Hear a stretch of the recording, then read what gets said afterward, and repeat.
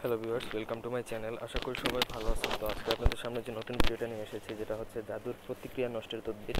আজকে আমি এটা বিস্তারিত বোঝাই। জাদু বলতে যত প্রকার জাদু, কেউ যদি কাউকে বশ করেও থাকে, আপনি যদি সেই বশীকরণটা কাটতে চান সেটাও কাটতে পারবেন। কেউ কাউকে বান মারলে কাটতে পারবেন।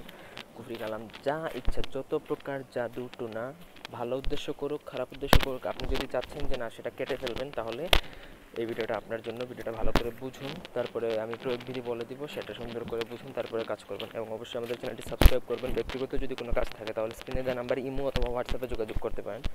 শুধুমাত্র স্ক্রিনে দেওয়া নাম্বার ইমো অথবা হোয়াটসঅ্যাপ, অন্য কোনো কিছু নাই। আমার জাস্ট ইমো আর হোয়াটসঅ্যাপ আছে, নতুন করে আমি হোয়াটসঅ্যাপ খুলছি। যাই হোক, নকশাটা এক লাইনের, একবারে সহজ নকশা, যে কেউ লিখতে পারবে আশা করি। এই লাইনে যারা কম বেশি অভিজ্ঞতা আছে তারা এই নকশাটা লেখা তাদের জন্য কোনো ব্যাপারই না। তো যদি মনে করেন যে না, আপনার সামনে কেউ আসছে অথবা আপনি নিজেকেই মনে করেন কেউ জাদুটনা করছে, সেটা বশীকরণ, মারণ, চাটন, স্তম্ভন, আকর্ষণ, বিদ্বেষণ, যা ইচ্ছা তা, যে কোনো প্রকারের জাদু করছে মনে করেন, তো কিচ্ছু করতে হবে না। এই নকশাটা আপনাকে সাদা কাগজে জাফরান কালি দ্বারা অথবা পুষ্পত্রের মধ্যে জাফরান কালি দ্বারা লিখবেন।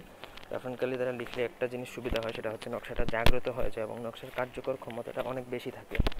নকশাটা লেখার পরে আপনি কোনো অষ্টধাতুর তাবিজ চেষ্টা করবেন সবসময়। অষ্টধাতুর তাবিজ কখনো ভেদ করা যায় না, বা অন্য কোনো তান্ত্রিক বা গুণীরা যদি চায় যে আবার আপনার উপর জাদু প্রয়োগ করতে, কিন্তু তখন কিন্তু তাদের প্রয়োগটা ব্যর্থ হবে বরাবরের মতন। তো এই নকশাটা আপনি লিখবেন। লেখার পরে এটা লিখতে হবে যে কোনো শুক্রবার, অথবা আর যদি খুব বেশি ইমার্জেন্সি হয় তাহলে যেদিন ইচ্ছে সেদিনই লিখে ফেলবেন। তবে ভালো হয় হচ্ছে আপনার শুক্রবার সোমবার এই 2 দিন। যাই হোক, নকশাটা লিখে যে জাদুগ্রস্ত রুগী, মনে করেন আপনার সামনে কেউ আসছে, তার নাম, সে যদি ছেলে হয় তার বাবার নাম ব্যবহার করবেন নিচে, আর যদি মেয়ে হয় তাহলে তার মায়ের নাম লিখবেন।